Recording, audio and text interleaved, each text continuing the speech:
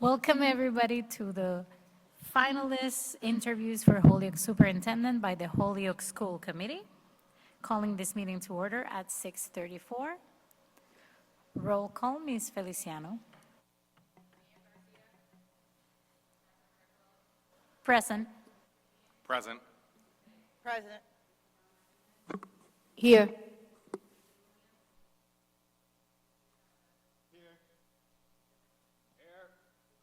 Present. Present. Please rise for the Pledge of Allegiance.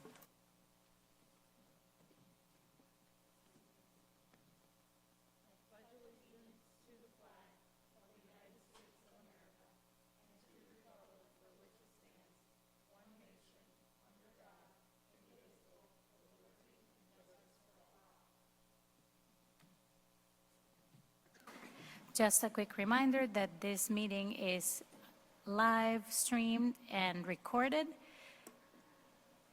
and is being live streamed on Zoom.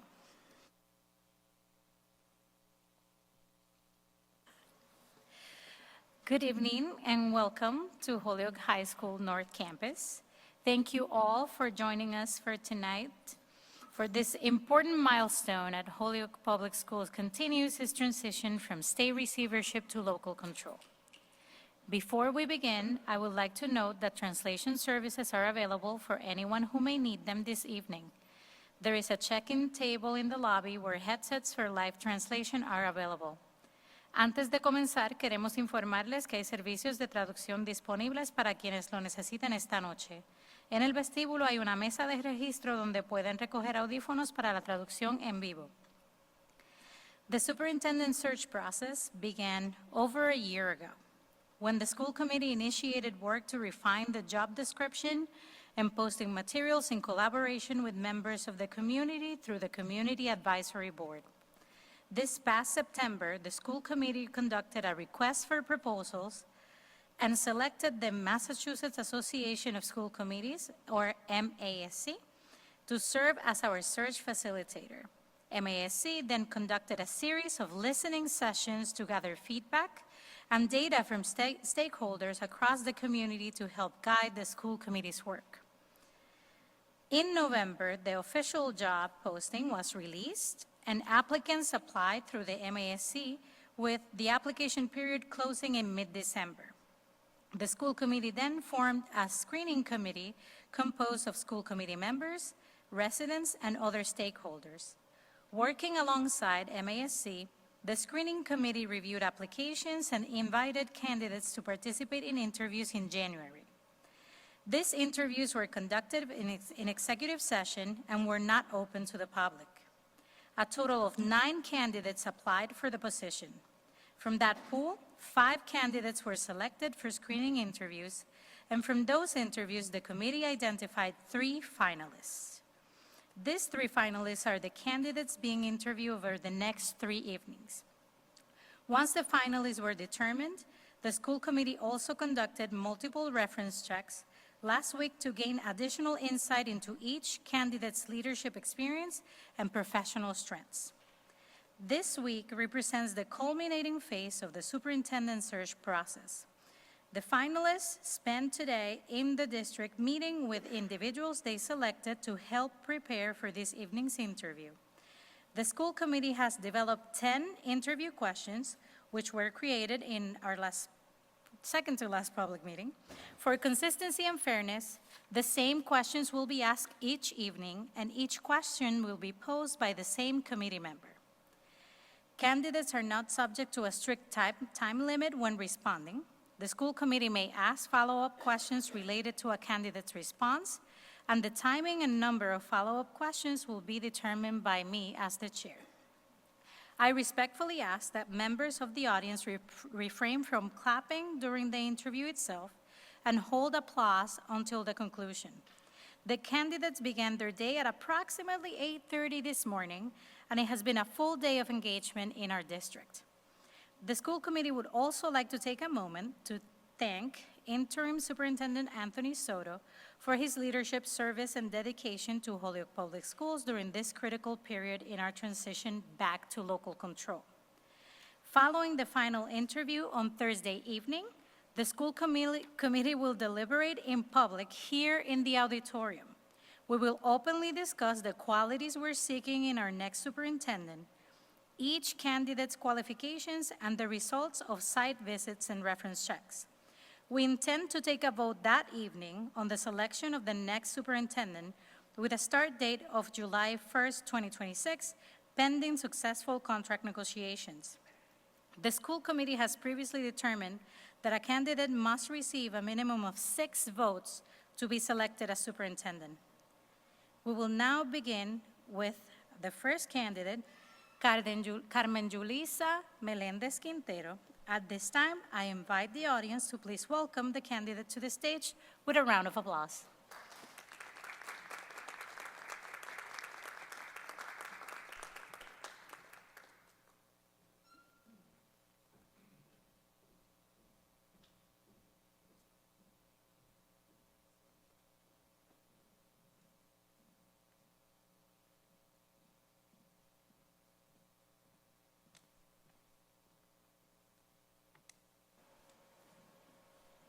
So now I'll recognize Mr. Sheehan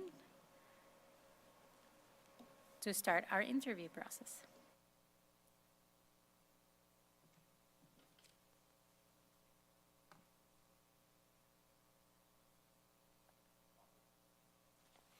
Hello, welcome. Please begin by briefly introducing yourself and summarizing your professional journey. Then tell us what specifically inspired you to apply for the superintendent position in Holyoke, and what about this community at this moment in its history resonates with you. Buenas noches. Can you hear me okay? Can you hear me? Okay, awesome. Buenas noches, good evening. Madam Chair, Dr. Rivera Colon, distinguished members of the school committee, and to the families that are here and community members, and those that are watching from home.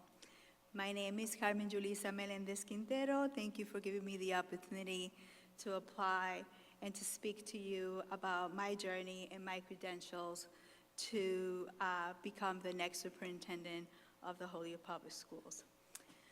I bring over 20 years of experience in large urban districts. My journey ranges from serving as Director of School Counseling and Director of Multilingual Education in a district of 25,000 students, to my current role as an Executive Director of Inclusive Education in a district of 45,000 students.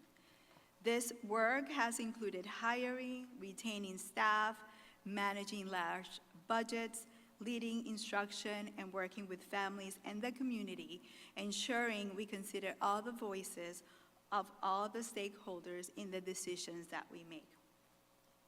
I have led in complex politicized efforts to revamp multilingual education programs, expanding dual language programs from pre-K to 12 continuum, and founding the first dual language school in the city. I also have extensive experience collaborating with the Department of Justice to ensure civil rights compliance, specifically aligning the support for students who are identified as English learners with special needs. I have established systems to collaborate authentically with families, including them in decisions I have made for our department, and I have led efforts that support inclusive practices for multilingual students and students with disabilities.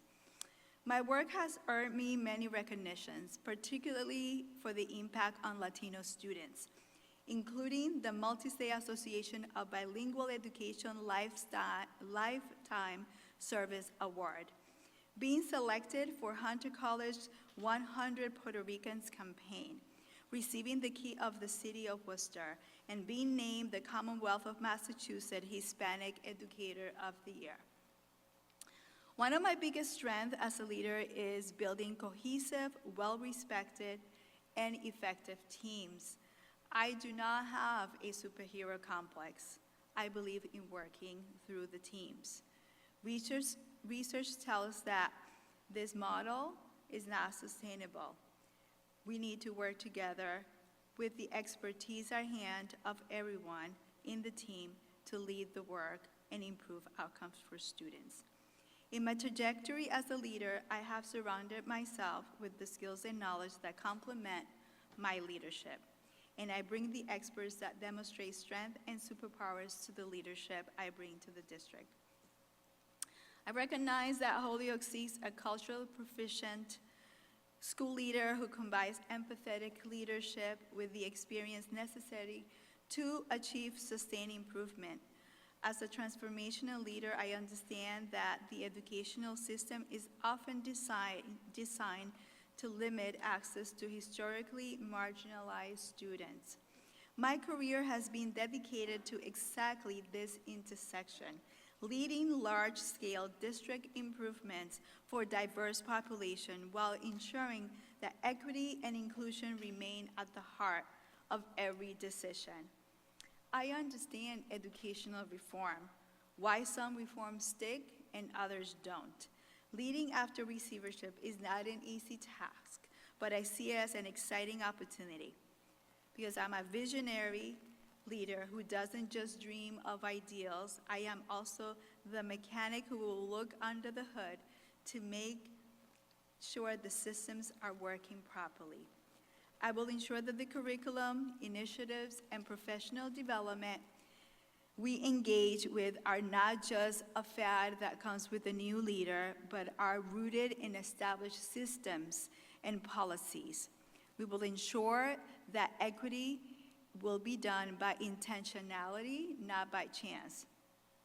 When I read the job posting, I felt like looking in the mirror. I immediately said, I have to apply for this job. Every single criteria listed on the profile resonated with me. This job is designed for my skill set and what I lead with a social justice lens that brings everyone together, and while also dismantling systemic barriers for our most marginalized students. The job is connected to my educational why. But ultimately, what truly inspired me to apply for this position is that I stand before you tonight, not just as a candidate for the superintendency role, but as a reflection of the students I seek to serve. The message is clear from the listening sessions results that were shared with me. The community is asking for a superintendent who is familiar with the needs and concerns of the families that comprise this city. I am a product of this community's reality. Arriving from Puerto Rico in the 6th grade, I navigated the exact same opportunity gaps that many of our Holyoke students face today. My journey as an English learner, living in the housing projects of Worcester, surviving domestic violence, to becoming the first in my family to obtain a college degree. So this journey was powered by two forces: faith, which gave me my why, and education, which gave me my how. I have applied for this job because I am ready to lead a district that mirrors my own story, a district where I don't just ask students to be the odds, but where we change the odds by design. And of course, my greatest accomplishment, I have to mention it here, is being a mother of 2 children who are my razón de ser. I want every parent in Holyoke to feel the same pride when they see their child cross the graduation stage. My commitment to Holyoke is to ensure that every student here finds their purpose, discovers their potential, and graduates ready to lead in a global society. Now, I chose a red suit intentionally, not because it's February and it's the month of love, but red is the color that symbolizes heart and urgency that I would bring to this work. It represents the passion that I have for the students who have been marginalized for too long. It represents the boldness that I bring, and it will be required to lead this district. Thank you for this opportunity.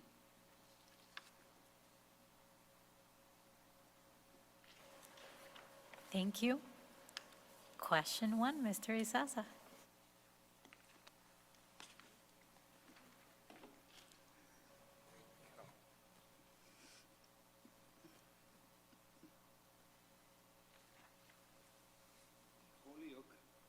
community with deep assets and persistent Mr. Isasa, you have to hold the button to be able to speak so that everybody can hear you. Thank you, Mr. Michelson.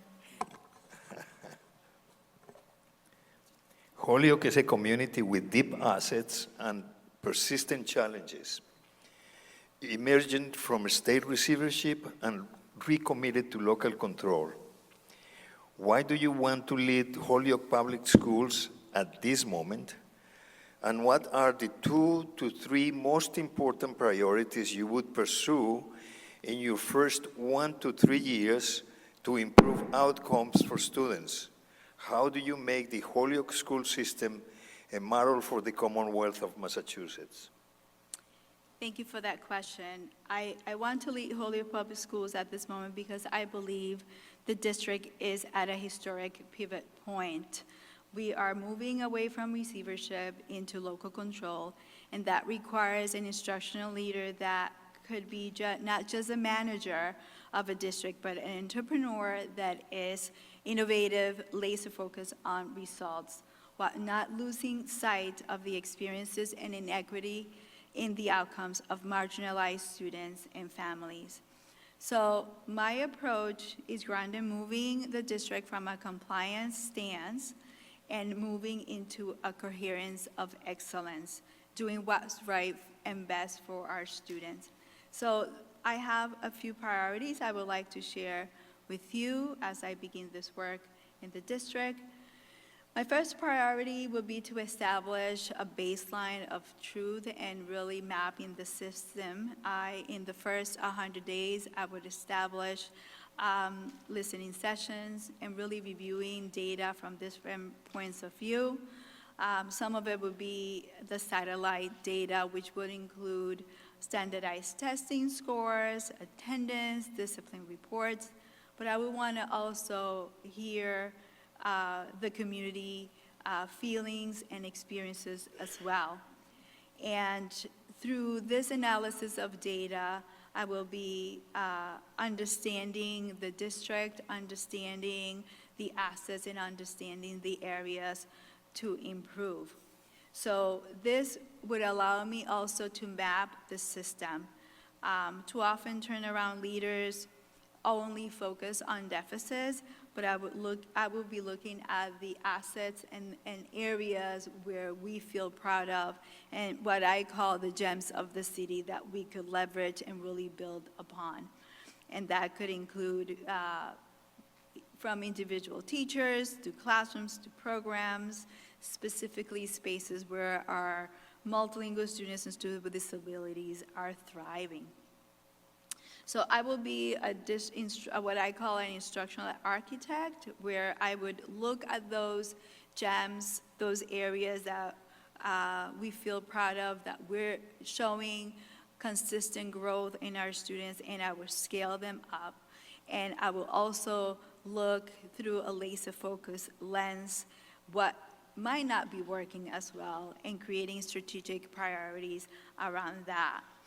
At the end of this analysis of data and listening tour, I will be creating and presenting to the community and the school committee the state of the district from that experience and what we would determine as the desired state for the next 3 years based on those findings.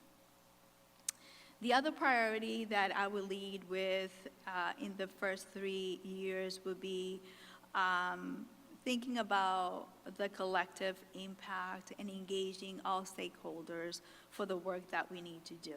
Like I mentioned before, I don't have a superhero complex. I don't pretend to be the only one to solve all the problems and the solutions. I want to engage with all the stakeholders to really lead in this district. So I want to start with the first stakeholders, which are the students and families. We must really think about our families and students just as an audience, but really think about them as partners in this work and engaging them authentically, really engaging in a two-way conversation tapping into the fund of knowledge, their experiences, and really helping us inform in our decision-making process. Also, in addition, we would think about our community partners as well. You know, the city of Worcester is comprised by many community organizations, and they could engage in this work. And I would look at what current partnerships do we have, what other partnerships can we bring into our system to really help us support our students inside and outside our school system. And obviously, we would want to think about our school community, our teachers, our school leaders, our supportive staff, parents, counselors, and thinking about how we create a culture where we have everyone really working together and how we leverage the expertise and the knowledge of everyone. So my approach is a distributive leadership approach where we sort of identify the strengths of various people in the team from the district to the school level to really leverage that and really, at the end of it all, move student outcomes and inform our strategies around meeting the established priorities that we have set as a district.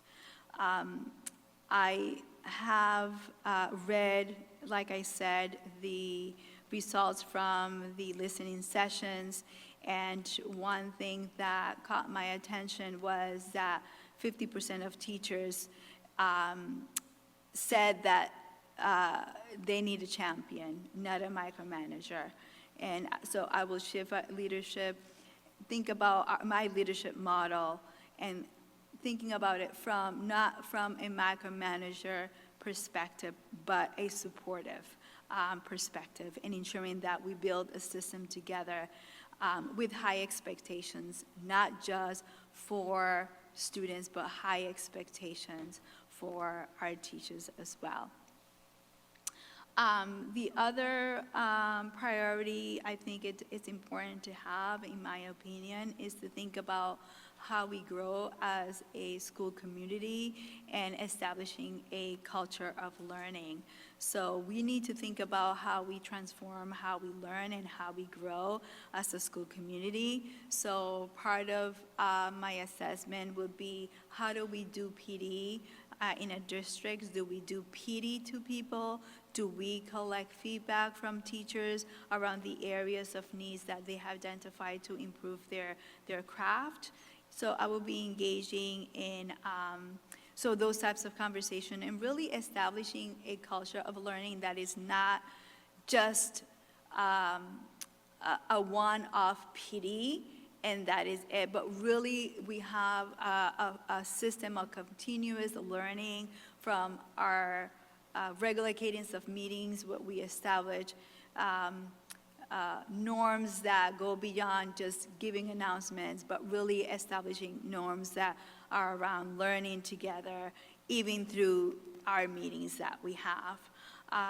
Obviously, PD is not effective if we don't have a good implementation of that learning. So again, teachers could sit through a PD and learn, but really the impact comes with the effective implementation of that learning. So what are the systems that we have in place to support teachers implement that learning, whether it's through coaching, instructional rounds, having professional learning communities where teachers could discuss their experiences, their student data, to really inform if what they're learning, they're able to apply it and see the results. And another thing that I want to mention with the culture of learning is really establishing or moving away from the spray and pray model, hoping that it works kind of workshop, but really have the opportunity for teachers to keep each other accountable for the learning and create opportunities for that cross-pollination across classrooms in the same buildings and across the district. But for that to happen, we want to ensure we certainly, one of the priorities around this in supporting teachers in their learning is making sure our teachers we retain our teachers, and our teachers stay, and our teachers are able to feel supported through that process. One of the things I want to say before I close this answer is, as a leader, I'm not going to come and do a big overhaul and turn the tables upside down and change every initiative and switch everything over. I want to be careful in looking at what has been done, really building on what is working well, and really working with the district teams and schools and families to really work in improving those gaps that continue to persist. So I've been reading a book by Charles Payne, and that is called So Much Reform, So Little Change. And in one of the chapters, I found this pledge that I found very applicable in the way I'm thinking. I would incorporate in my thinking when I first would begin this work. So I was just going to read this pledge because I think in some of these statements you will understand my framework and approach to this work. So this pledge reads like this: I will not overpromise. I will not disrespect teachers. I will not do anything behind the principal's back. I will not take part of any partisan or personal feuds. I will not equate disagreement with resistance. I will not put down other programs. I will not expect change overnight. I will take time to study the history of reforms similar to mine. I will not try to scale up prematurely. If I'm not in the field myself, I will take seriously what field workers tell me, and I will give school people realistic estimates of how much time and money it takes to implement strategic priorities. So there is a dicho, a saying that guides my planning: no hay que llegar primero, pero hay que saber llegar. And that translates to, you don't have to arrive first, but you just have to know how to arrive. And ultimately, to answer the last part of this question, how I will make Holyoke a model for the Commonwealth, I hope that by year 3 that we will become a district of destination if we sort of create the system and structures that we could build upon to lead in such a way that families will want to keep their children here, that teachers will want to come and stay, and be able to, most importantly, show results in the growth of all of our students. Question number 2, Ms. Lubold.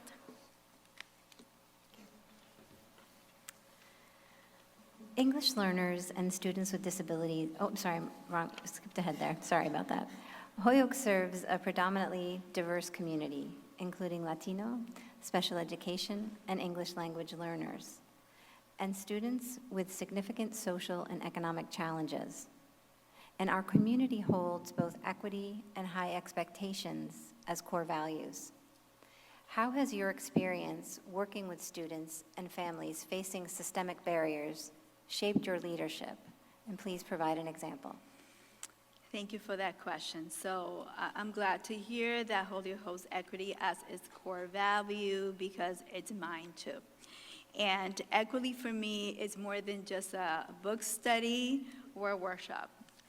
It's like we say in Spanish, hechos y no palabras, deeds and not words. So my experience has taught me that the most inequitable thing that we could do for students is have lower expectations for them. The labels we sometimes assign to students: at risk, low performing, limited English proficient, they become psychological weights that impedes their ability to perform, and honestly sometimes influence how adults treat them. So for me, equity is not lowering the standards. It's making sure that we allow them to rise to the expectations and provide the support that they need through the process. So I have lived this philosophy in my work to dismantle barriers and inequitable practices for the exact population that Holyoke serves. So I want to share an example that I have led in a previous district. I worked in a former district where when we mapped the system, we found glaring disparity where our Latino students and multilingual students were not engaged in rigorous coursework like advanced placement. When I look at the data and look at the trends, I saw that this was historic for the last 10 years. The only Latino students that enroll in advanced placement were in the AP Spanish language course. And it averaged, out of 500 potential Latino students, it averaged about 35 students every year. So I saw that as an inequity, and I started engaging in a lot of conversations with teachers, with school administrators around why that existed. So we engage in work in looking at different type of data, interviewing students, inviting, this is an example of how I invited families to the table to try to figure out together a solution. So I invited 2 parents to join us in these meetings. We created a regular cadence of meeting, and I included 2 parents, I included a college professor, and executive director of community organization that serves Latino students, various type of teachers, special education, AP teachers, bilingual teachers, school counselors, assistant principals. So we want to, and district administration, to ensure we had a collective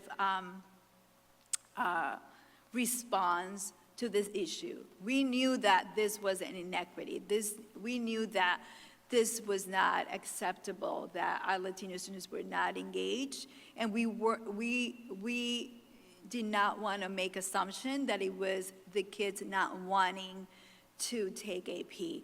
I wanted to look into the systemic barriers and the inequities that were in existence that were preventing the students. So we engaged in a lot of conversation and look at data together.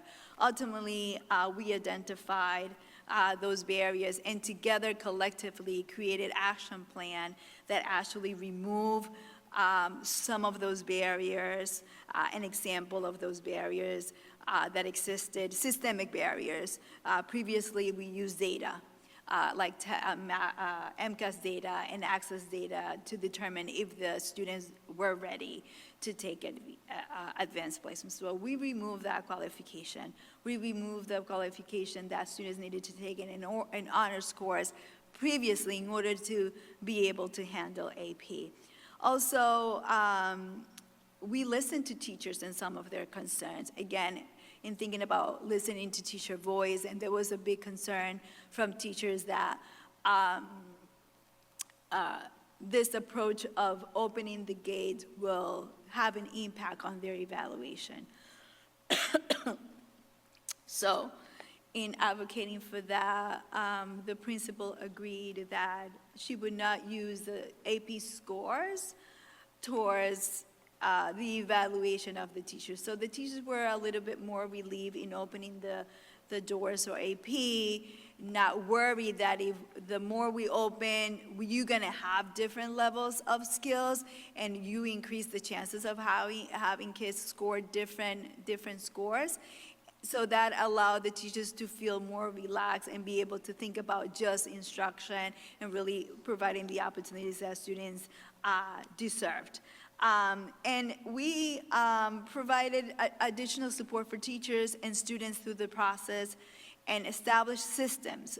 We dismantled systems that were barriers, but we built new systems of supports for both teachers and students. So one of the systems that we created for teachers was making sure they had the right support.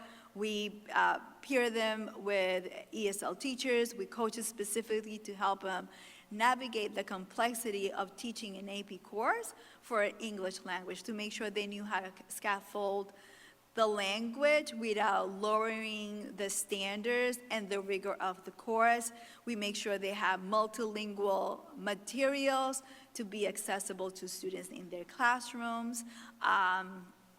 and we provided additional PD if they chose to attend in the summer. For students, we created additional supports, summer boot camp. We had college students come and be part of a student support center for them to receive tutoring. So we did a lot, and there's more to this example, but I guess the point of this is how I looked at it as systemic inequity, how we addressed it, how we brought everyone to the table, listened to their voices, and together crafted an action plan that actually produced amazing results. So the first year we rolled out this initiative, and by the way, I forgot to mention this initiative is, we called it LEAP, Latinos Excelling in Advanced Placement. We worked together for 4 months only and drafted the work, met together regularly, and did all this work that I just mentioned. The following year, the first rollout year, for the first time in the history, we doubled our number of AP enrollment for Latino students.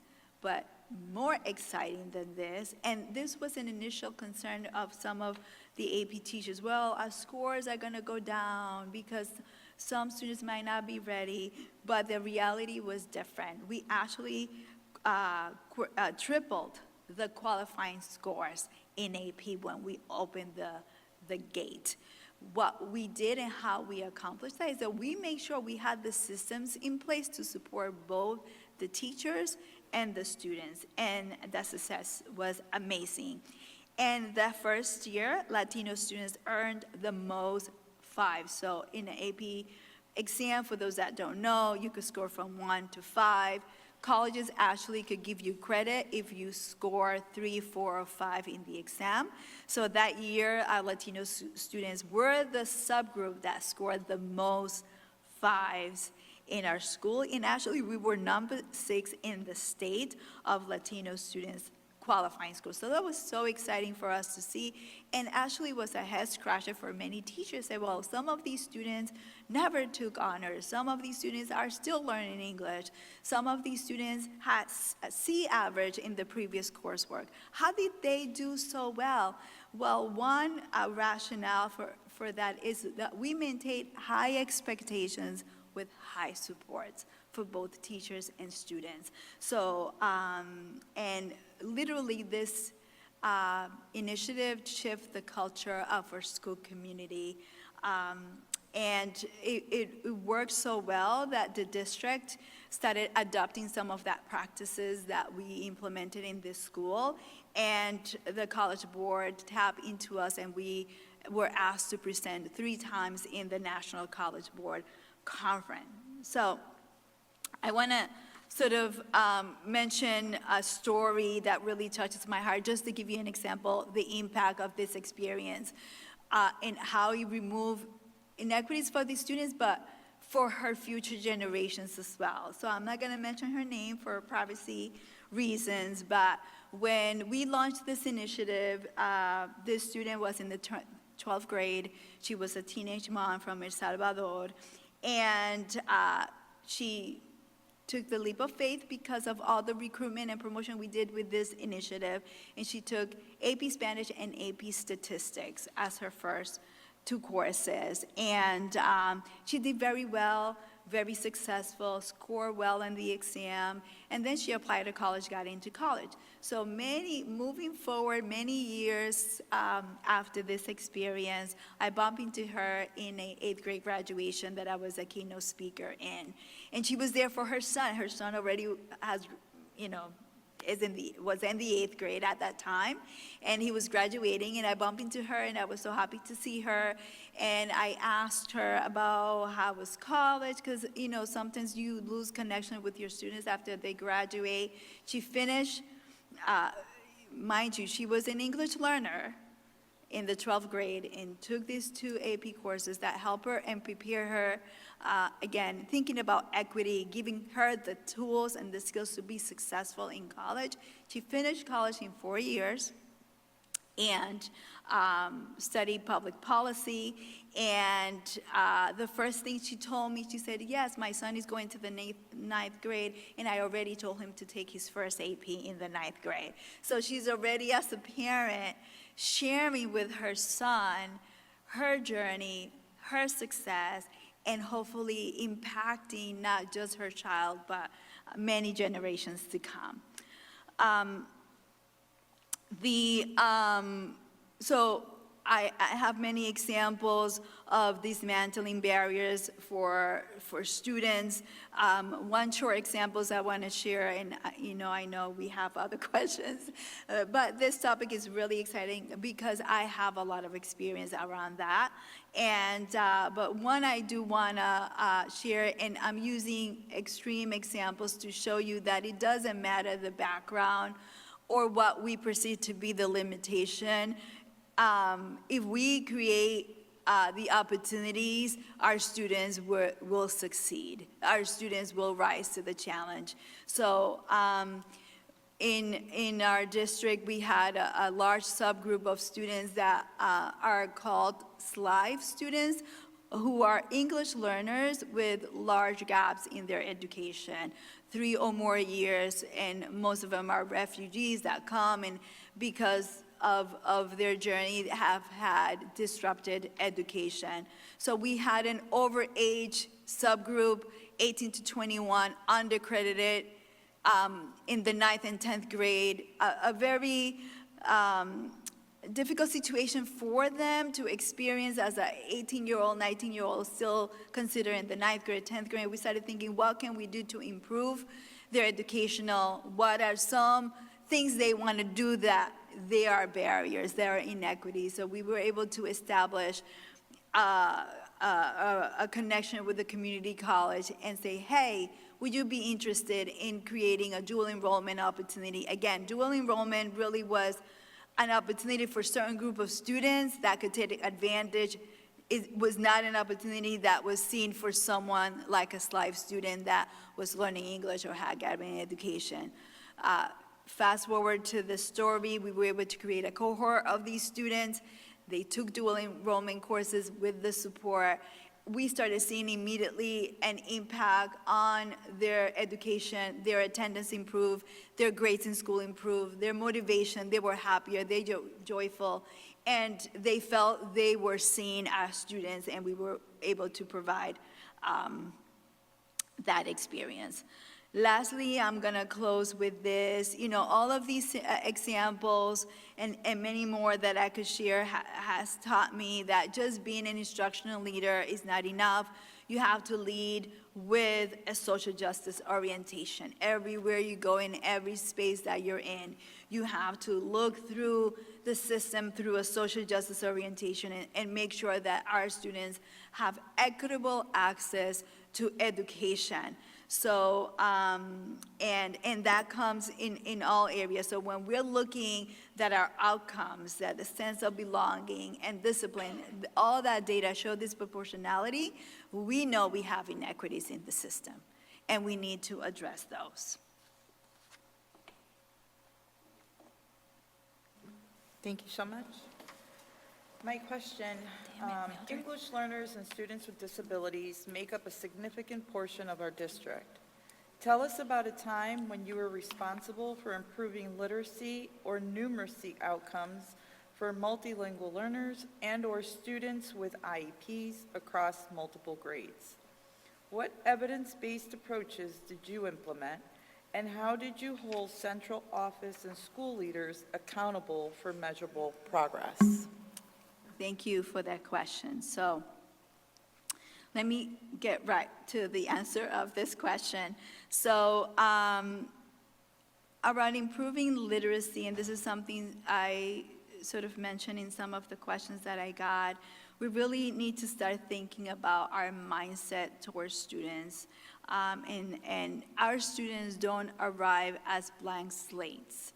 They have knowledge, they have experiences, and we need to look at them from that lens. And so when we're thinking about, just to use an example, a multilingual student and consider them a struggling reader, that might be a misaligned label, because in reality, that student might be a proficient reader in their native language, and we're labeling them a struggling reader based on the English scores on an assessment. So I think one of the things that I want to start, and again, it aligns with the equity and inclusion mindset, to think about our students already have knowledge and have experienced it, and how do we build upon that experience and that knowledge that they already have? How do we transfer those reading skills that a student already has over the English reading skills, the literacy skills we want them to achieve? So there were a few things, a certain initiative and work that were focused in improving literacy, but I just wanted to start with that statement. So in the district, we understood that we wanted to have, for our multilingual students, high-quality ESL instruction. That is the course that is focused on language development, and they work on literacy, reading, writing, comprehension, oracy. So what we did as a district, we identified that was an area that we needed to improve or work on to improve literacy skills for our multilingual students. So we as a district engage in a ESL curriculum design for middle school and high school students. So we gather a group of teachers and ask them, we tap into the expertise and ask them to help us write this curriculum, obviously aligned to the WIDA standards. And we were able to pilot the high school and middle school curriculum. And even after the pilot, the next year over, we started to see some improvement in the access scores for our students. Another initiative that we implemented, I implemented a co-teaching pilot at the elementary level, where we had both ESL teachers and general education teachers engage in learning together, walkthroughs together, give feedback to each other. Again, bringing back the voices of teachers and learning from teachers. We created instructional rounds where teachers were observing other teachers and giving each other feedback besides the district team. And our co-teaching model was really thriving. As a matter of fact, we work with a consultant to help us navigate the process, and one of the schools was featured, that was implemented, this pilot was featured in one of her books, and we were so excited about that. And in that approach, in the co-teaching, the way we improve literacy is to have this authentic collaboration amongst teachers, and integration of language with content versus teaching ESL over here and teaching ELA over there, but really having an integrated approach. And this co-teaching or collaborative model is also something I am seeing in my current role in working with students with disability, how we leverage all the adults in the room to support the learning of the students. And what we're seeing is that literacy is improving. Outcomes for students, both multilingual students and students with disabilities, are improving.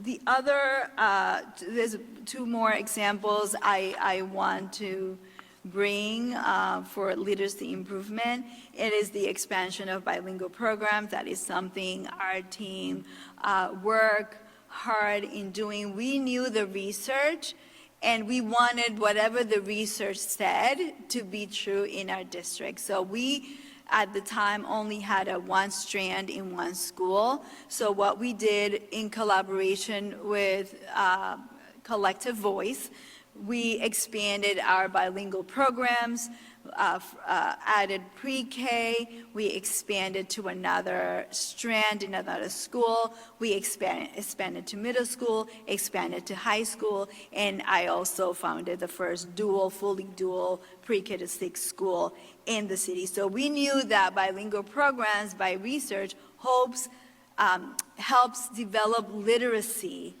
and accelerate literacy, not just in one language. The beauty of it is that kids could develop literacy into languages and become biliterate.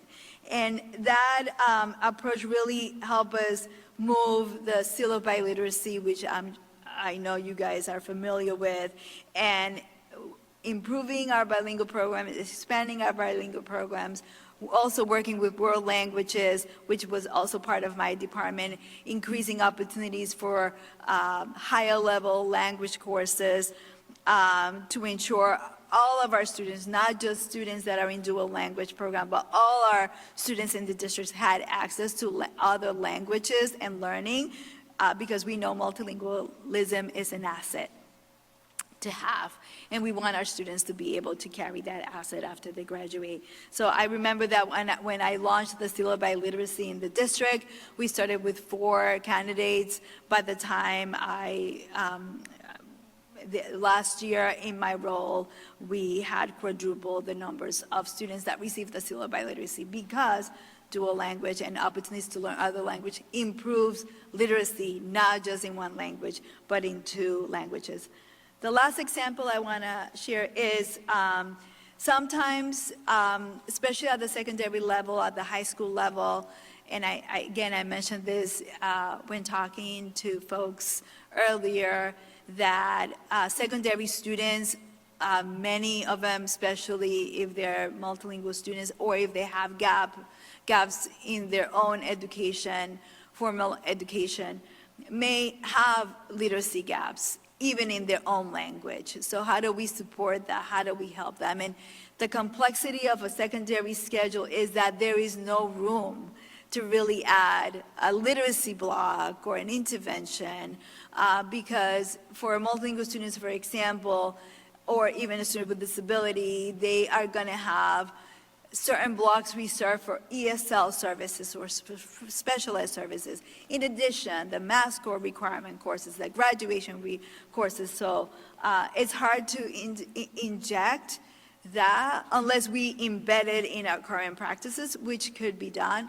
But one approach I utilized for the secondary spaces was to create extended learning opportunities for that to happen. So in collaborating, again, with the community college, I reach out to them and say, why don't we offer a summer program at the college level? And during these weeks, let's collaborate together to plan a program that will improve literacy for our multilingual students, particularly as live students that trajectory lack literacy skills in their native language. So we wanted to close that big gap for those students and create intensive focus intervention through an extended learning opportunity. So the beauty of this program, again, and you will see again and again, my approach is that everyone was at the table. We designed the program together. So at the table, I had the college science professor, I had a school counselor, I had an ESL teacher, myself, coaches, and together we designed the curriculum for the summer program. So it was an integrated approach. And the idea was we wanted to make a summer program not feel like a summer program. We wanted the program to feel like an enrichment program, like innovative, like an experience, like a college experience where kids were learning new things, not just how to read, but learning new content, contextualizing it to their experiences, contextualizing it to their interest, and interweave literacy into that. And that was the beauty of it. So just to give you an example how it worked, I had the forensic science professor teach a lesson around examining the blood, examining the evidence of a crime scene. And then the school counselors would meet with the students around doing research around careers that integrate forensic science in their preparation or in their career. Then the ESL teacher came and read a crime mystery novel with the kids. So they were seeing in the reading things that they were learning from the professor, the research they were doing with the school counselor. So the reading became alive. We were building back our knowledge with the hands-on experience from the college professor. So when they were reading, they were able to connect the vocabulary, the experiences, and the reading became exciting for a high school student.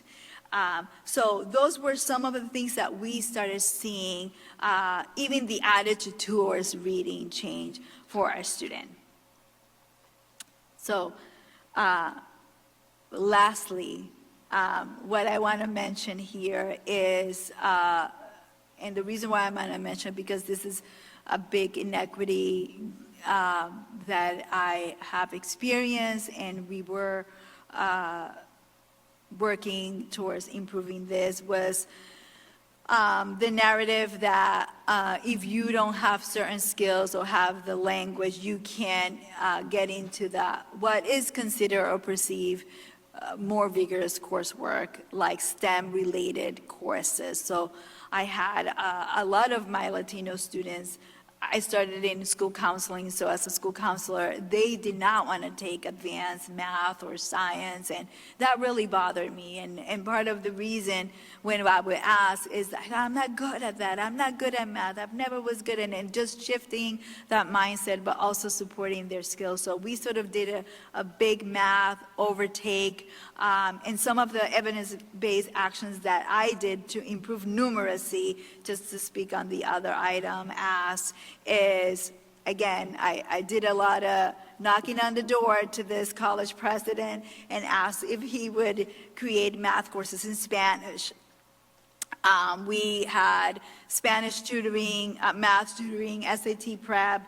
I collaborated with the Latino STEM Alliance and asked if they would mentor Latino, particularly Latino males.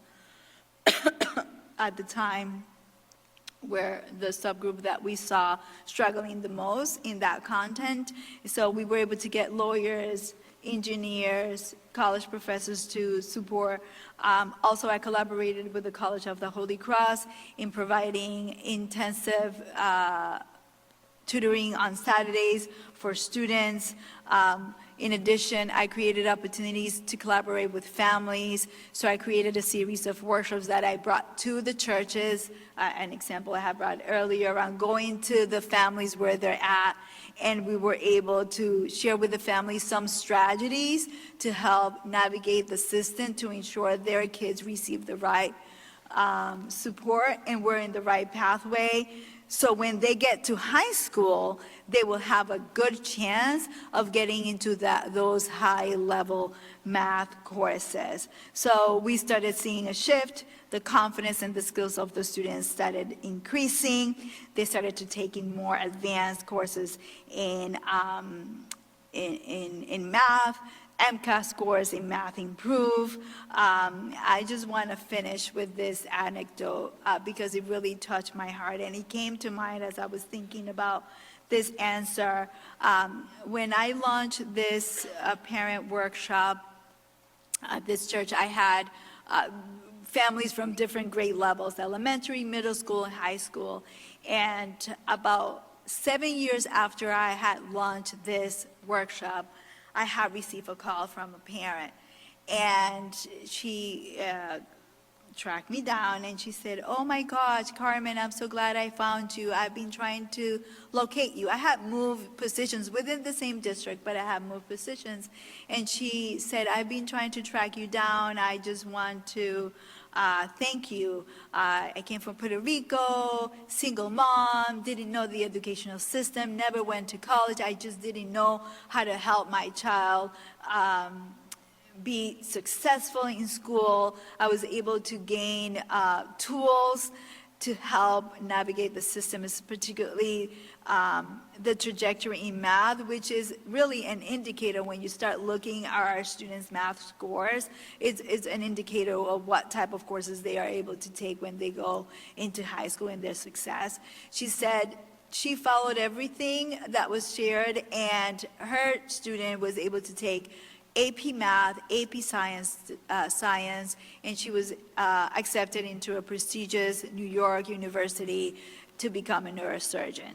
And she just called me to thank me for that experience. So all of this work that I'm sharing with you is just a testament of how I approach areas of needs that have been mentioned around literacy and numeracy, and the examples I'm providing is just to give you evidence of how impactful it has been. How do we keep it accountable? We engage in conversation. For example, the co-teaching model pilot, I established a PLC with school leaders so they could come together and problem solve together. Again, it doesn't always have to come from the top down, creating opportunities where we keep each other accountable, help each other, collaborate, and be successful. At this point, I want to just do a time check. We're close to the 1 hour mark, and we have 10 questions. So I will request that the answers remain timely, so that way we can make it through our questions. Ms. Lubel has a follow-up question for you. Thank you. You mentioned struggling readers and literacy. So I'm wondering what you think of the terms the science of reading and balanced literacy, and how does this current debate help or hurt multilingual leaders? Can you repeat the questions, because I didn't hear the Yes. first part? Thinking of struggling readers and the current debate that's out there with the science of reading and balanced literacy. What is your position, or how do you feel that this debate that is ongoing about how children read help or hurt multilingual students? Yeah, so I know that science of reading is very popular in our approach, instructional approach.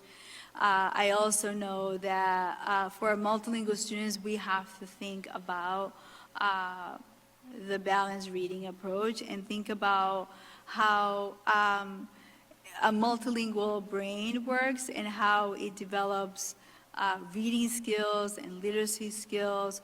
So I certainly support science of reading, but when it comes to thinking about multilingual students, particularly also in bilingual programs, we have to really look broader and think about how does a bilingual brain really works and be responsive to that approach. So our students that are learning bilingually and are learning in both languages or maintaining one language and the other are able to be successful. And again, like I mentioned before, how can one language support the development of the other language, right?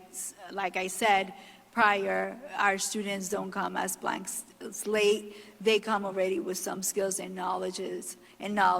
And what are the systems that we're using to assess that knowledge and that skills? And how do we transfer the literacy skills that they already have into the English skills?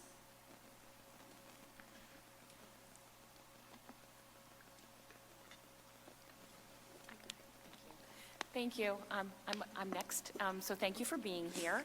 So the next question is, improving teaching and learning requires both strong curriculum systems and professional trust. How do you balance centralized curriculum coherence with teacher autonomy? And what feedback loops would you put in place to ensure instructional quality is improving across classrooms and schools? So I'm going to keep my answer succinct.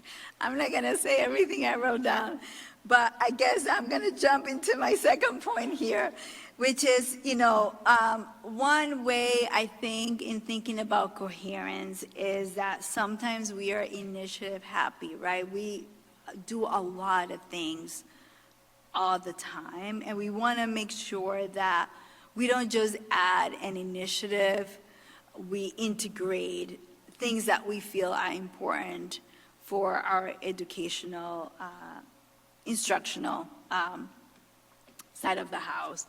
So I think that's one way I think about coherence and thinking about not just adding one more thing or feel teachers that this is one more thing on my plate, but how do we integrate this new thing or this priority into the existing. For example, and again, this was something I shared before, thinking about SEL instruction and SEL implementation, there is an approach of teaching a standalone curriculum and having teachers do that versus how do we integrate into the already existing, teaching practices of teachers. So it's cohesive. It doesn't feel you have to do this here, and then in another period, you have to do this over there. Also, part of the coherence is around busting the silos that might exist within departments and ensuring there is time and space for departments to collaborate. For example, what opportunities does the multilingual office has to collaborate with the math department?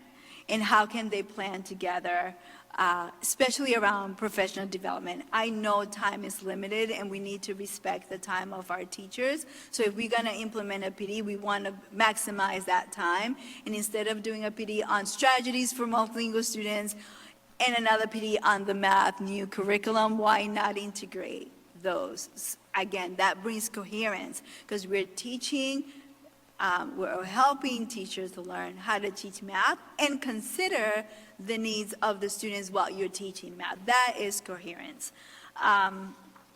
The other thing that I think will bring coherence, and this district, and again, I'm just speaking from my own experience, and I don't want to make an assumption this doesn't exist. It might already exist, but I'm just sharing what I think from my experience, is making sure we have a system of brokering high-quality instructional materials that is just not just people just grabbing from the internet instructional materials to present in front of kids, that we have a list that has been vetted and screened that are high quality material for students. Now, curriculum materials are just tools, right, that are aligned to standards. So coherence is more just having high quality materials. It also involves how we teach our kids, having a coherence and approach across all schools on our mental models of our kids and how we teach our kids, the structures of expectations, high expectations for our students, not for some students. So that is coherent, that a curriculum tool may not bring. If a teacher doesn't have that or teaches with that approach, a curriculum may not solve that issue. And we will, to add and to conclude this answer, add coherence to ensure we have, feedback loops, opportunities, again, through instructional rounds, looking at data together, not as a punishment, but as a flashlight to really look at what are the areas that we're growing and improving, what are the areas that we still need to grow, and really create opportunities for collaboration. One of the things I really love and see when I've been working with principals is that principal really, they really love an opportunity to collaborate with other principals and be in a space where they share practices and share approaches, and that brings coherence because you're sharing with each other best practices, and all of a sudden, one thing that might be working in a school now that 3 other principals now are doing. So just creating space and opportunities for that coherence to happen.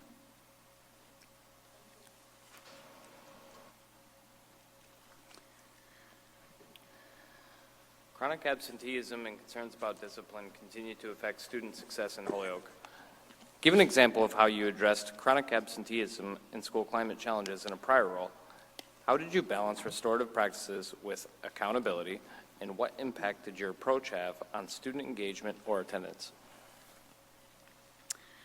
So I guess the same thing I applied to the academics, I would apply to attendance and behavior, high expectations with high support. So one of the things I would want to look at first is thinking about the system and structures that we have to provide that high expectations, but with the support for the students. So one example of that would be like MTSS, right? The tier menu of support that we are able to establish for behavior and socio-emotional concerns we have.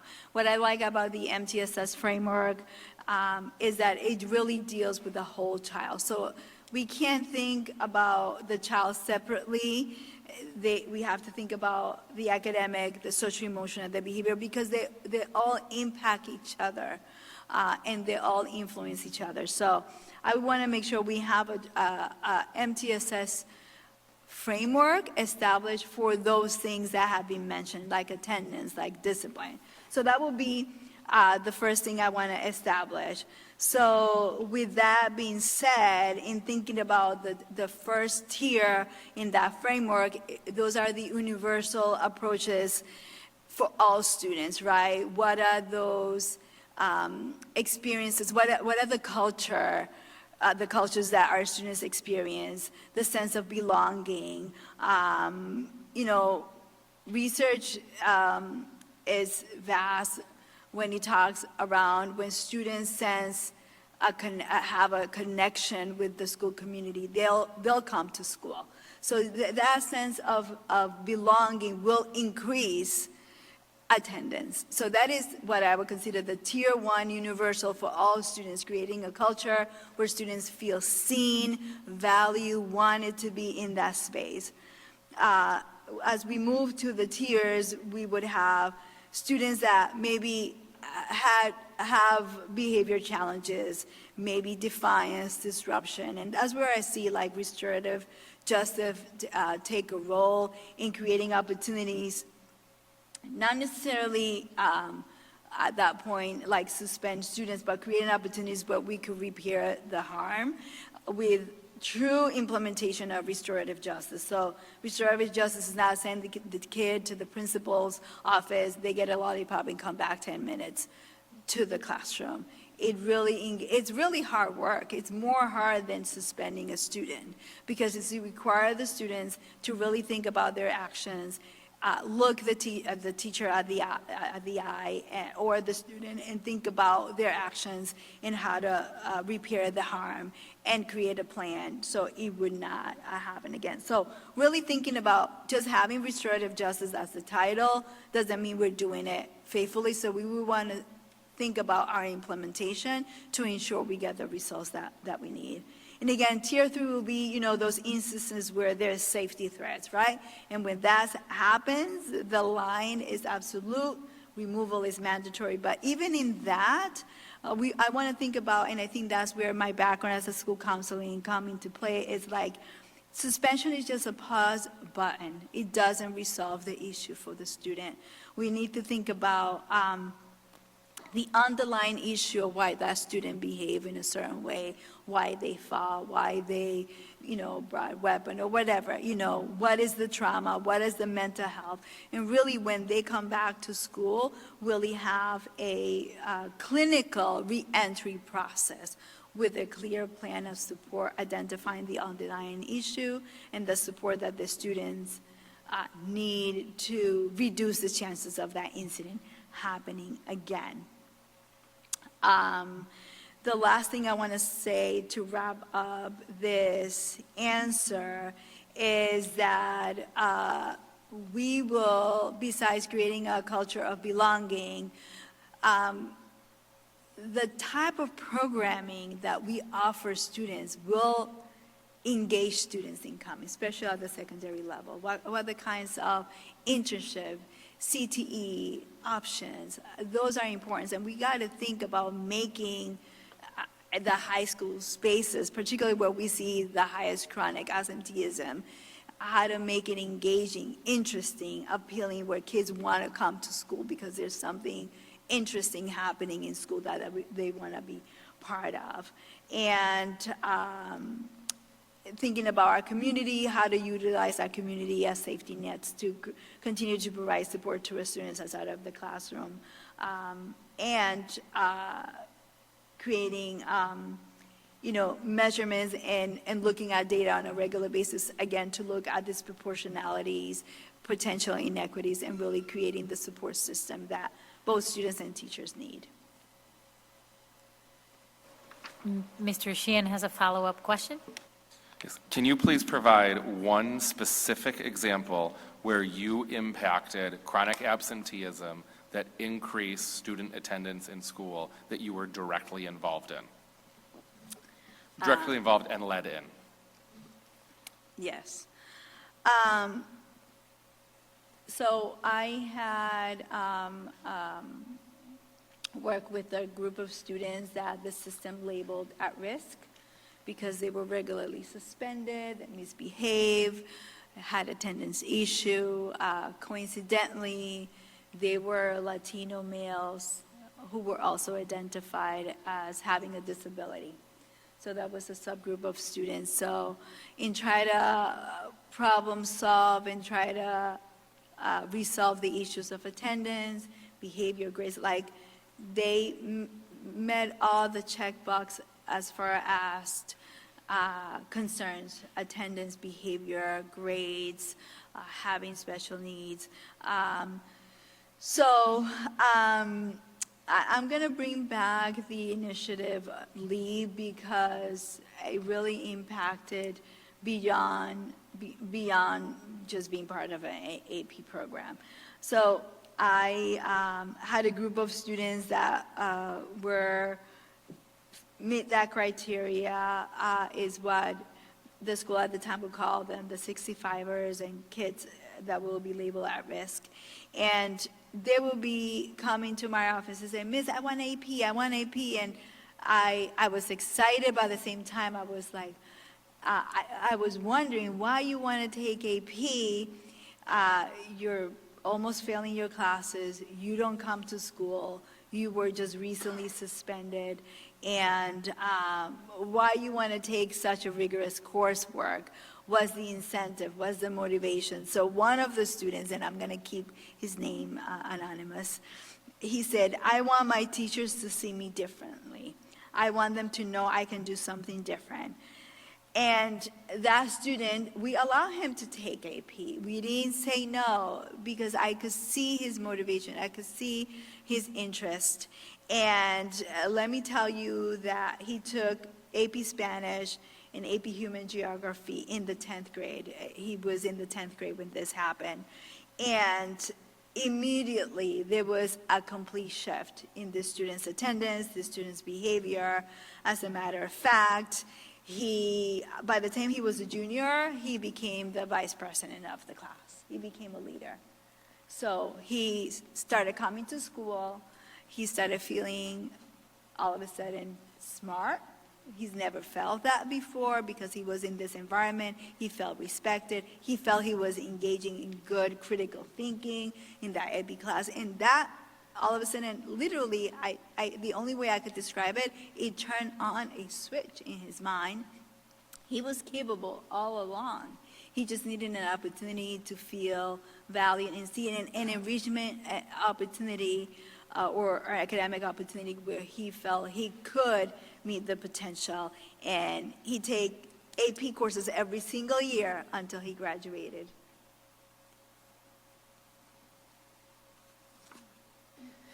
So unfortunately, one of our school committee members could not be here this evening, so I'm taking over the question.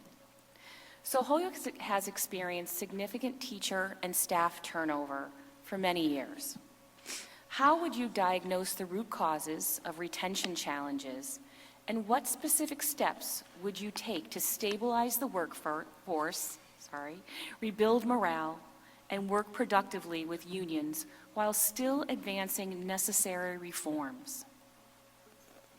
I think one of the things I would start looking at is the culture and thinking about the root causes of the lack of retention. So as I read the results of the listening sessions, I read that 50% of the teachers gave their input around their work ethic, which was positive, but also noted that they were exhausted as well. So I would want to explore the working conditions of our teachers. I would want to, the same way we do with students, how do they experience school, the sense of belonging, do they feel value, that the expertise is being considered. Because they are the people that are in front of our kids. So it's important that we consider them and consider their experiences and at least minimally listen. You may not have an immediate response to a situation, but we need to listen. And so that would be one thing, right? Create sort of a way of collecting some of that feedback from various type of teachers from different schools to sort of grab the pulse on that. This probably already exists here, but really establishing an exit protocol to know why people are leaving. Like, actually answer the question. Why are you leaving? Is it for higher pay? Is it because you didn't feel treated correctly, or you just moved or got married or whatever? So, and try to collect that data that way.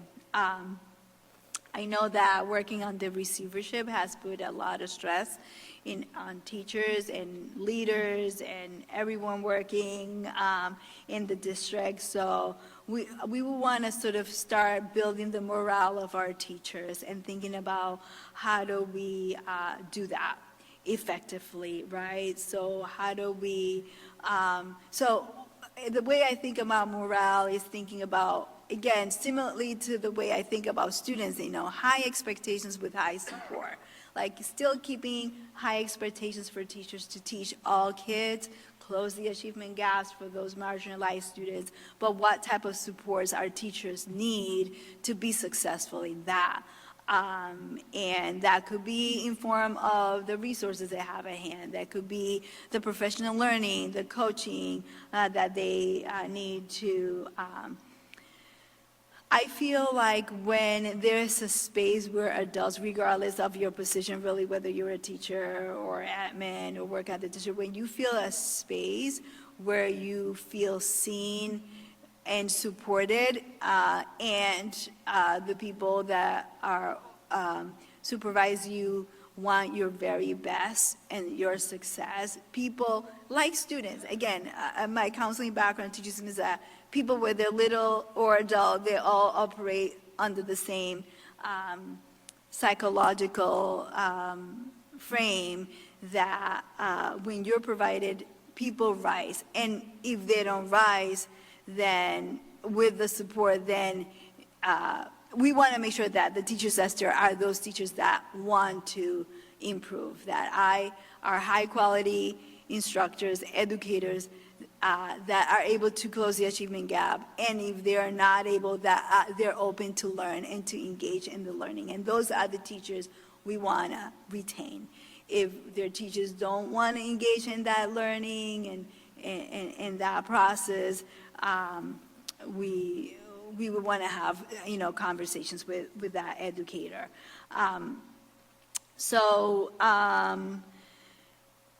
The other two things, and just looking over a few notes, is just, again, creating opportunities where we could tap into the expertise of teachers, tapping into their voices. Oftentimes, I hear teachers complain things are done to them versus with them, engaging in those conversations. And we don't have to agree, and alignment does not mean agreement.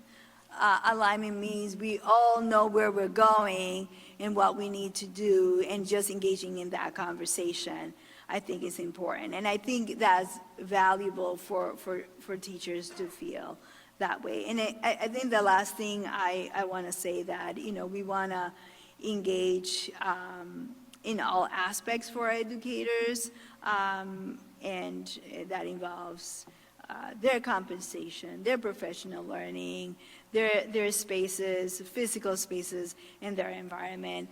And the last thing I want to say is that when I've seen outcomes improve, it's not just the credential of a teacher, but the working environment combined allowed for higher chances for outcomes for their students to improve.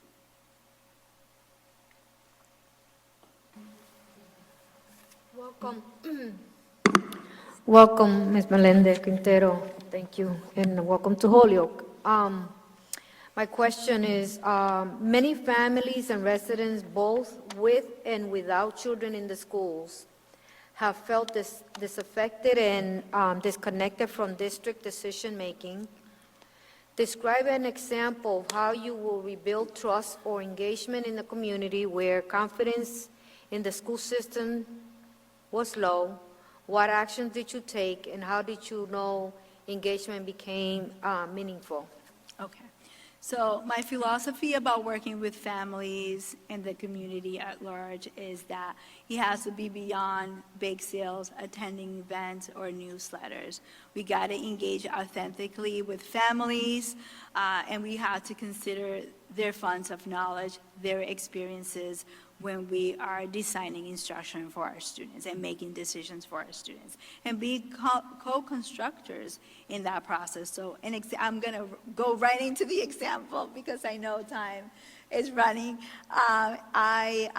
So one approach I use in my work is if families are not coming into our spaces, I'm not going to make assumptions that parents are not interested or they don't care. That would be a biased assumption. I'm going to think about there must be barriers, there might be obstacles that prevent a family, because in my over 20 years in education and the different roles, I have yet to meet a parent who doesn't care for their child.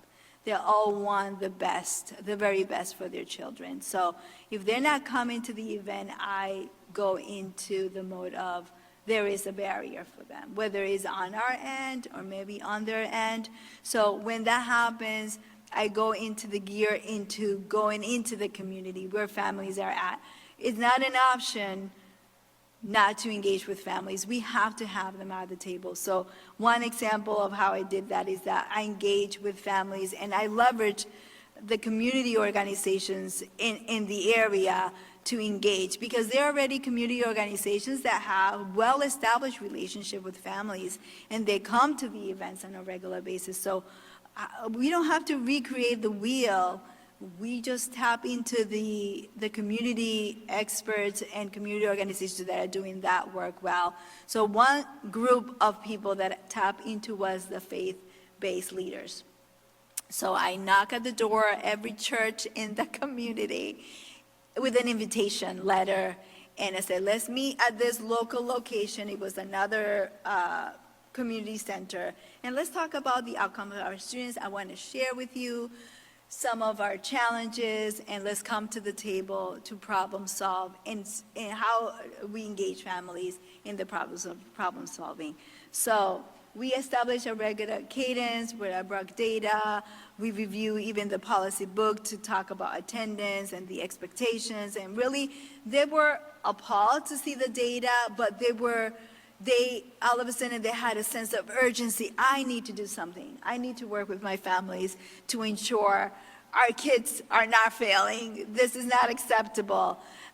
So out of that, we created, they created, actually, I should say, we started brainstorming, and some of the things that came out was creating educational Sundays. So one Sunday a year, the church leader will stand in the pulpit and focus on education and acknowledge students' achievements and really make education like a highlight of that service, which I thought it was a great idea that it came from them.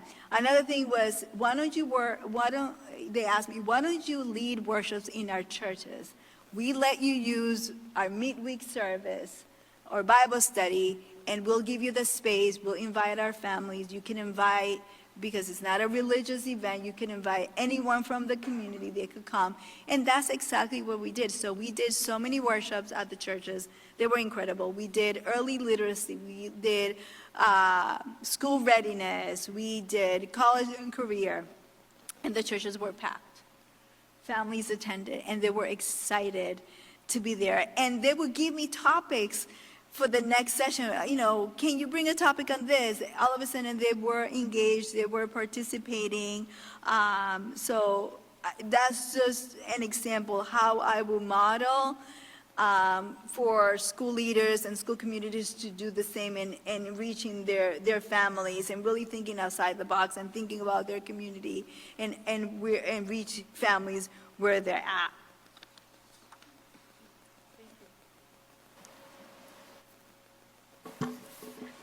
Holyoke Public Schools operates in a fiscally constrained environment in a district that is funded at the minimum net school spending requirement. How would you align the budget with instructional priorities, maintain transparency with the school committee and the public, and ensure clear, respectful roles between governance and administration? How would you seek the necessary financial resources to ensure excellence in education for all of our students? Okay, so I bring deep experience in managing complex budgets. So as Director of Multilingual Education, I oversaw Title III funds, which average about $1 million a year. Additionally, I served on the Superintendent leadership team to give feedback on the entire district budget. We would discuss cuts, what we're keeping, and that was around $500 million budget, and I did that for 5 years. So I have a lot of experience in managing large-scale budgets. So one of the things I would start thinking about when thinking about the constraints of a budget is thinking about our return on investment, how we're spending money, where we're spending, and the return on investment. For example, if we spend $100,000 on a math software, are we getting the return on investment? Are people even using it? And what are the results that we're having? If we're not, if it's dead money, then we repurpose that fund for something else with a higher return on investment. The other thing I would want to think about, sometimes we add new initiatives, new programs, and we forget. Maybe we should drop. It's almost like when my kids were little, whenever we would buy them new toys, I would ask them to give up an old toy and donate it. So before we add more initiatives, more programs, what is one thing that we need to abandon and sort of move from doing good to great things with the funding, limited funding that we have. And thinking about funding, obviously, thinking about the different funds that we have, even the restricted funding, and how to be creative and braiding those funds to maximize our general fund so we could, ultimately, the goal is to ensure that the core instruction, that teachers and students are not impacted by the budget, that we keep that as a non-negotiable, making sure our strategic plan and priorities are well-funded as a guide of how we want to fund things. I would also be asking departments and thinking about your budgets and your initiative. Start thinking about things again that initiatives that not yielding the results that we want. Obviously, I will not making decisions of my own. I will be working with the chief financial officer, with the school committee, and thinking about aligning our budget to our strategic priorities, and analyzing where the majority of our funding is going. Like, I know an item that is draining our budget is school choice or special ed. So what are some ways that we need to impact that or reduce that spending? Hopefully, in 3 years, if higher, we will create a system where parents would not choose another district. They will keep our kids here. Also around special education, in thinking about the MTSS framework and how we support kids. Sometimes people feel special is a dumping ground for kids that are not excelling or succeeding, but they might be misplaced in special ed. So really thinking about our systems and how do we send kids to special education, make sure that we're not over-identifying, because that is a big part of our budget. And make sure that if we're spending money on special education, it's really for students that really need it. So the last thing I want to say is that I have a lot of experience in bringing and generating social capital to the district. So, and I even did this in my early 30s, when I used to run a youth program at a science museum. When I got the program, we had a budget of $50,000. By the time I left the program, I was able to generate enough funding, tap it into the grants, and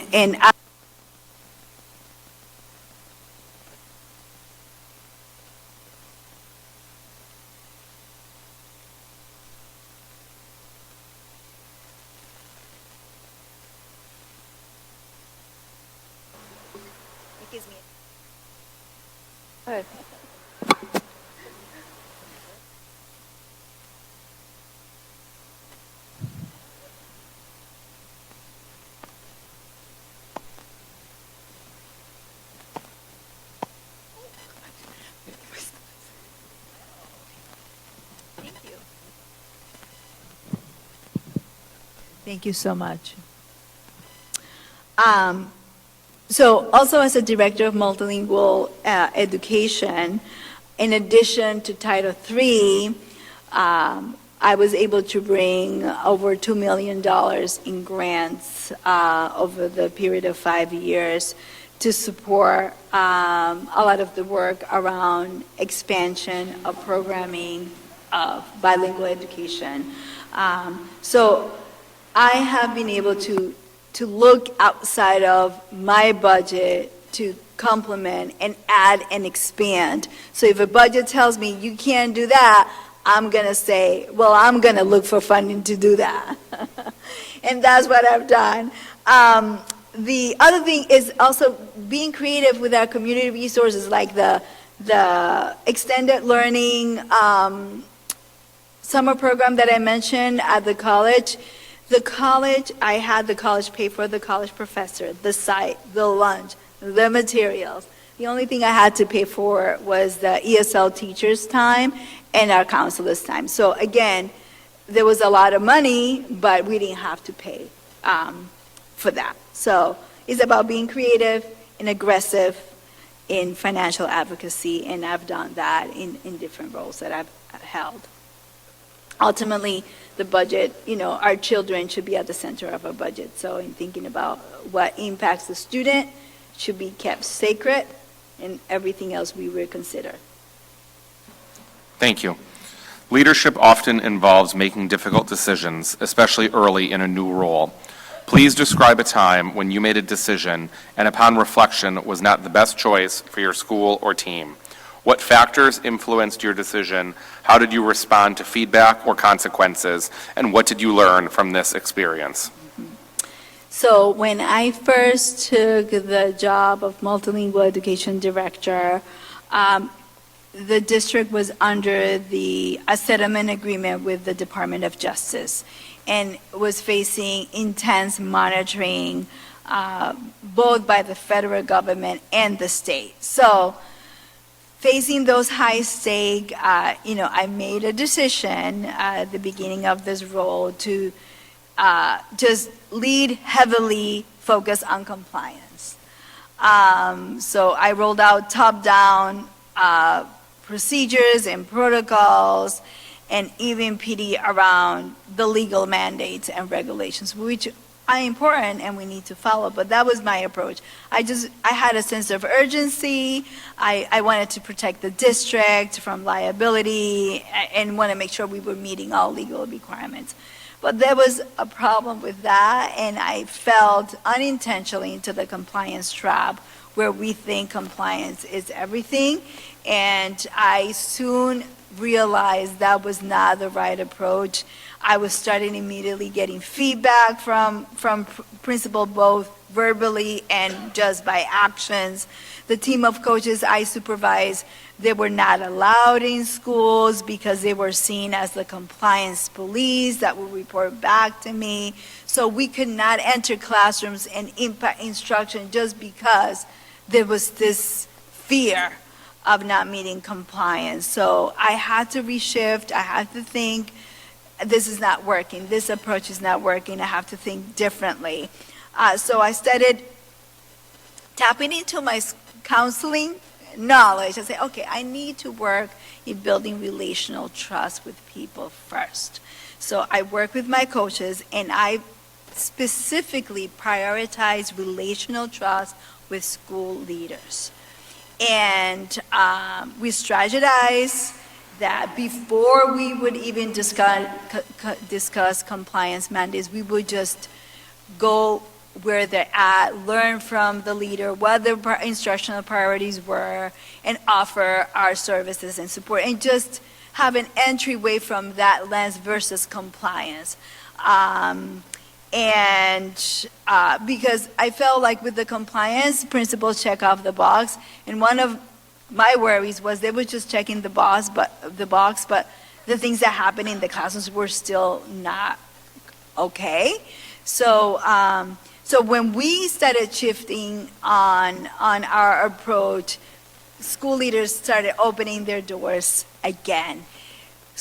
Coaches started doing professional development. And what we did, instead of presenting data from the stance of compliance, because I realized and acknowledged that compliance is the floor. It's not where we want to thrive. Excellence is the ceiling, right? Best practices is the ceiling. So what we did, instead of just presenting data from the compliance lens, we started working in our PD and communication and thinking about the pillars of excellence around instruction for multilingual students. We weaved into that some data around the compliance, but we didn't even mention, oh, this is the compliance item from the DESE report or DOJ, but we talked about the areas of need from best practices for students who are multilingual students. The result was the last DESE report, we had 14 findings, and the reason report and analysis that they did on our practices, we were able to go down just to a handful. So we still changed the outcome, but with a different approach. And, don't get me wrong, compliance is still a thing that we have to maintain in our minds. There are regulations for both students with disabilities, multilingual students, but they're not going to become the focus of the conversation when we're working with school leaders or teachers. Thank you, and we're 15 minutes away from the 2-hour mark. At question 10, please describe a specific situation where you had to lead your school or team through a crisis. What steps did you take to manage the situation, communicate with stakeholders, and support your community? What did you learn from this experience, and how has it influenced your approach to leadership? I'm going to bring another example from my role of Director of Multilingual Education. When I entered the role, I acknowledged there was a crisis in our dual language programming. And the crisis was that we were excluding English language learners that the programs was designed to serve. So we were handpicking certain English learners that were high performers or higher, what we call English language proficiency, and limiting access for those that might have a lower English proficiency.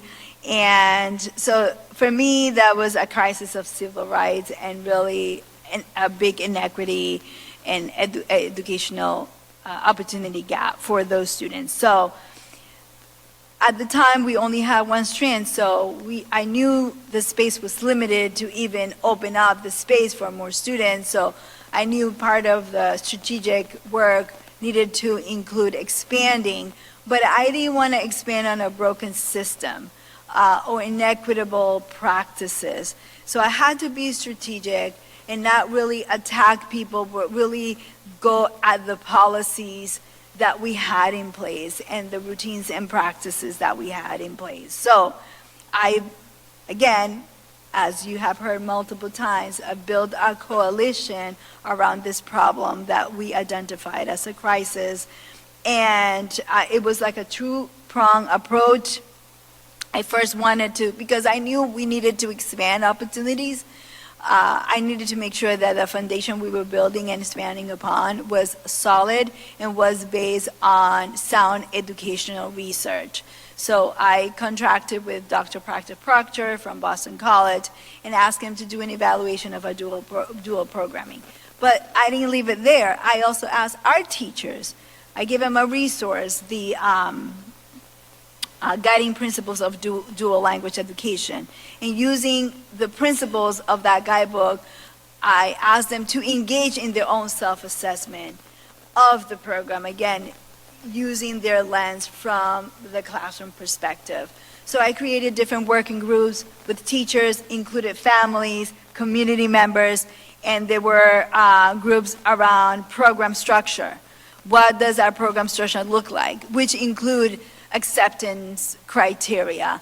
Another committee was around curriculum instruction. Are we using best practices for dual language education, which are different from monolingual programs? And what about family engagement and support and professional development, staff quality? So I created all these working groups with teachers and families and district staff, and we worked together to create, and with the assessor, Dr. Proctor, to create an analysis of our program. We presented the findings to the superintendent, and we were able to do an amazing work. We identify a lot of areas of needs, but one of the things, I just want to go right into the results, just to sort of wrap up this answer. From that work, we were able to expand the program to another school. We built the first dual language school, pre-K to 6th grade, expanded to middle school, expanded to high school, added pre-K to all of our elementary dual language program. We also shift our model from a 50-50 to an 80-20 model.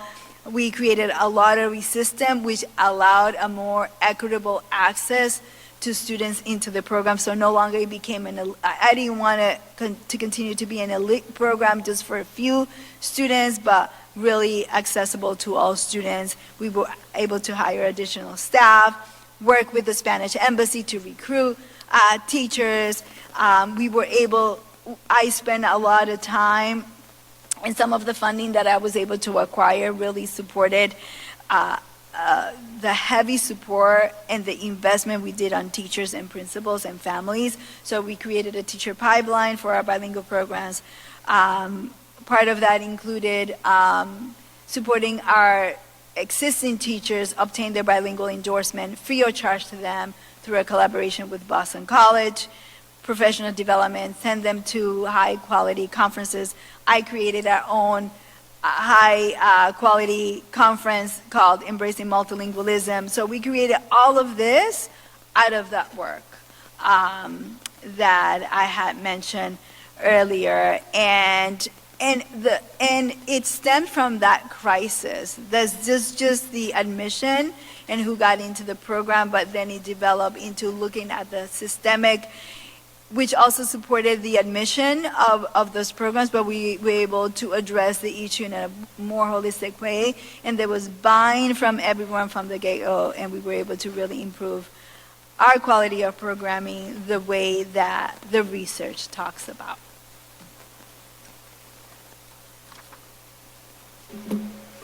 So we want to thank you so much, and we're already nearing towards the end, but we do want to provide you with this opportunity, and I'm so sorry about that. So in closing, we'll conclude by giving you an opportunity to offer any final thoughts. Please share one or two key messages you want this committee and the Holyoke community to remember about your leadership and why you believe you are the right person to lead Holyoke Public Schools at this moment. Okay, thank you for this opportunity to be interviewed today. I really appreciated meeting with everyone since 8:30 this morning and really sharing my journey and my expertise with you today. I really appreciate this opportunity. I know this is probably the most important decision this governance body has to make, and so I don't take this lightly.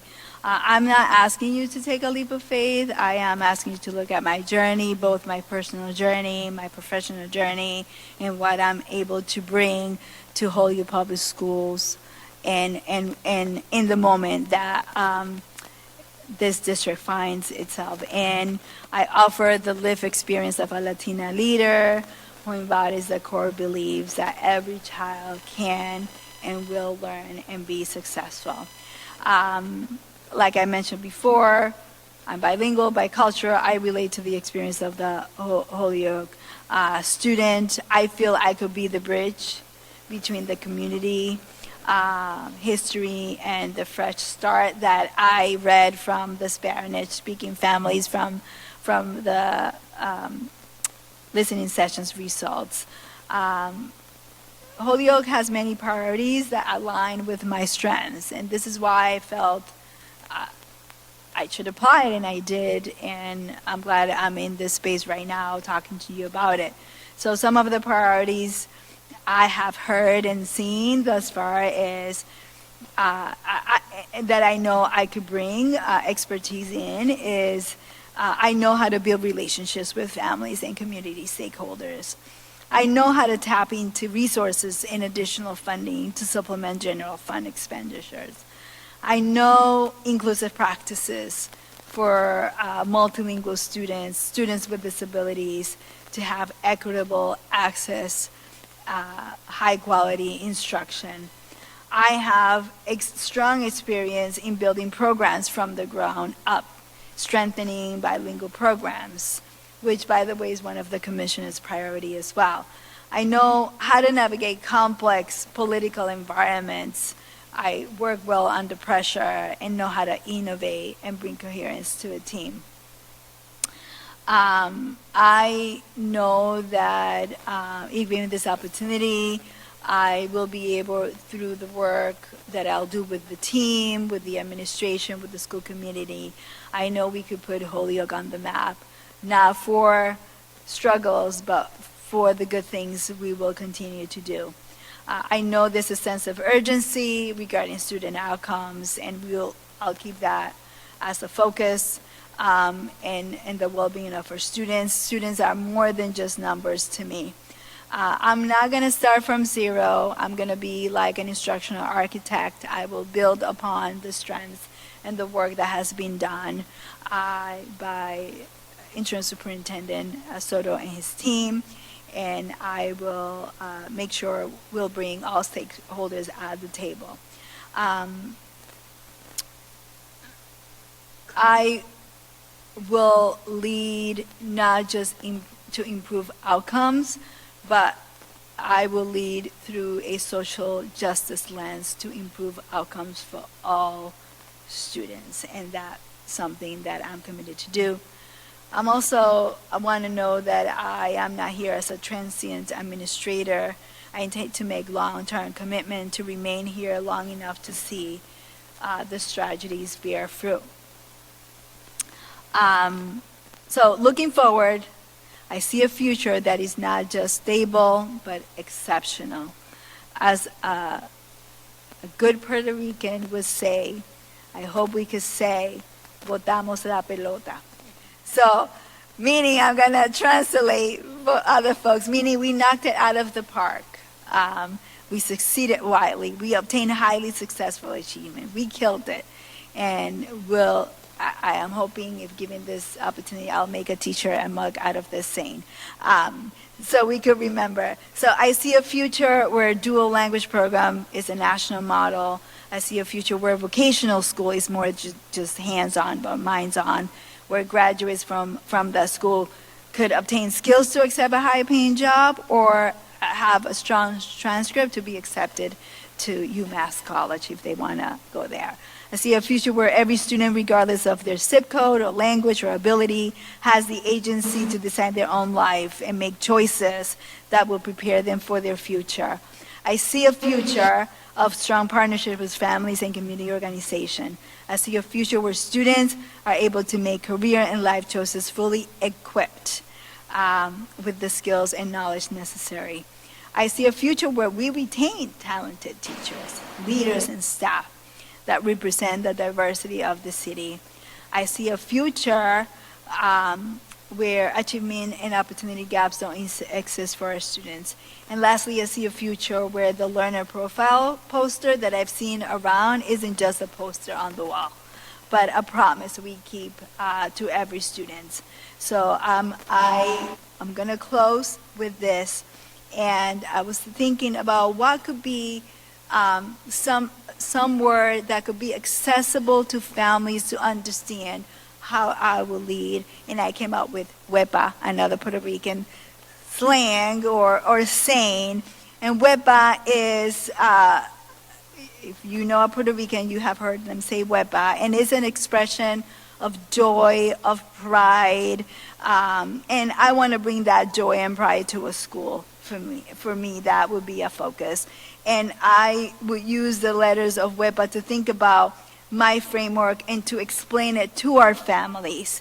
And W stands for winning mindset, to really think about removing that deficit mindset, but thinking about winning and how we want to bring our district to the desired destination. E for equity in action, not just by words, but by actions. P for partnership, really having a collective impact that involves all stakeholders. And A for academic excellence. I'm ready to serve if given the opportunity. Juntos podemos, together we can. Thank you very much.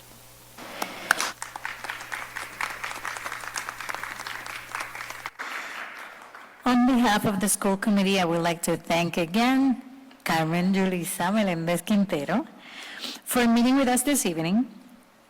Please join me in giving her another round of applause. As a quick reminder, superintendent finalist interviews will continue on Wednesday and Thursday evenings at 6:30 here in the Holyoke High School auditorium. The school committee will deliberate and vote in public following the final interview on Thursday night. Thank you all for being with us this evening, but I would like to extend our sincere gratitude to the Holyoke Public Schools custodial staff, Principal Lori McKenna, members of the communications team, Mike Hines and Jenny Osterscher, and Shayna Gubala, and of course, our admin, Irene Feliciano, for their assistance and support throughout this entire process. At this time, I will entertain a motion to adjourn the meeting. So moved. All those in favor? Aye. Meeting is adjourned at 8:31.